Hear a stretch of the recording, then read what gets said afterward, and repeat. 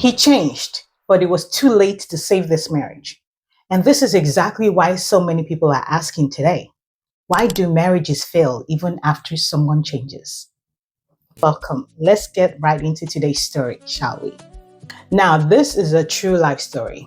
A marriage that didn't end because of cheating, but because of what happened after cheating. Because here's the part nobody tells you. Sometimes growth comes after the relationship has already expired.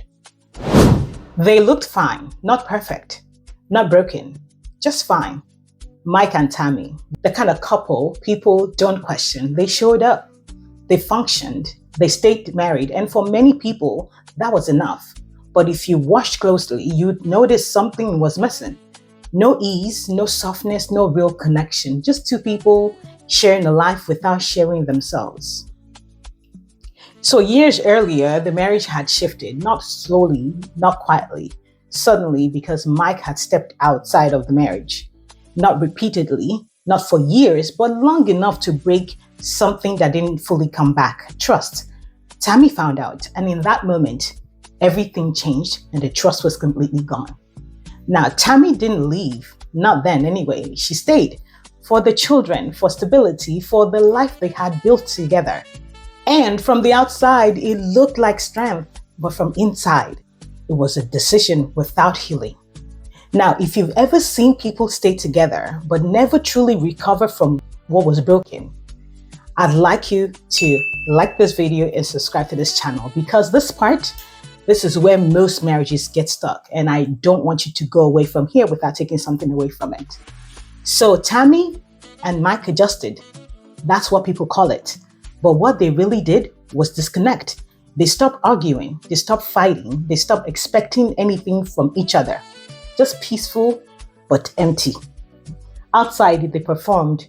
They took pictures, events, anniversaries, still going strong. But inside the house, they had become two people just coexisting, roommates.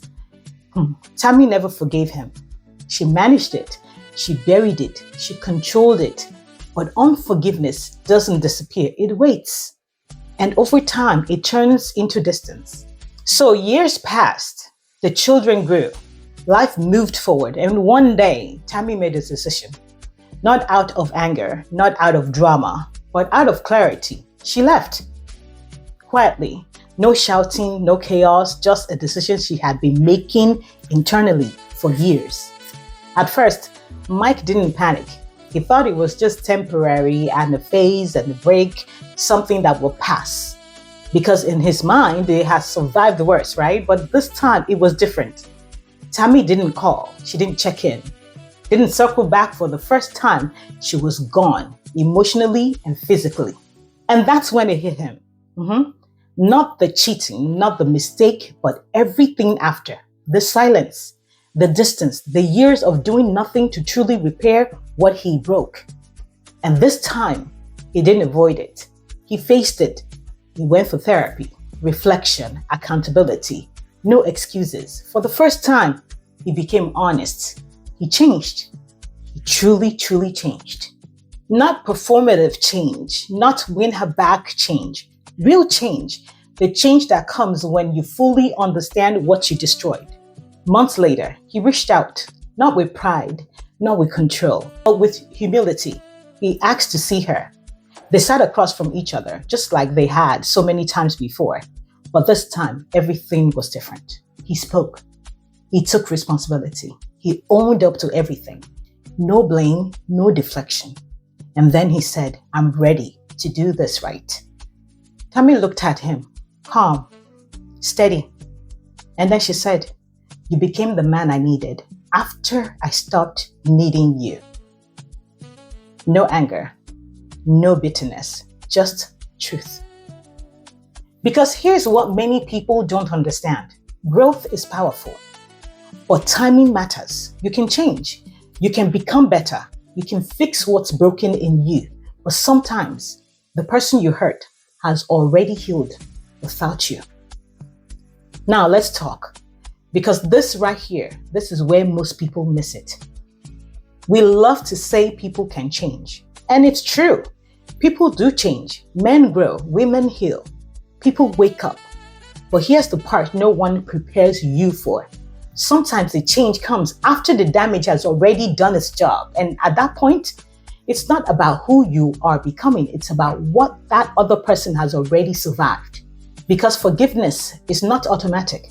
It's not owed to anyone. And it's definitely not something you can demand just because your family are ready to do better.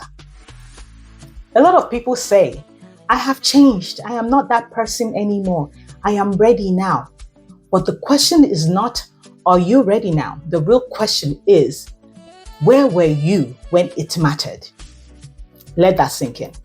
Because while you were taking your time, figuring yourself out, minimizing what you did, or hoping time would fix it, the other person was carrying the weight of your choices alone. And here's what unforgiveness really does. It doesn't just make someone angry. It rewires how they see you, how they feel around you, how safe they are with you. You can stay in the same house. You can sleep in the same bed, raise the same children, and still be completely disconnected.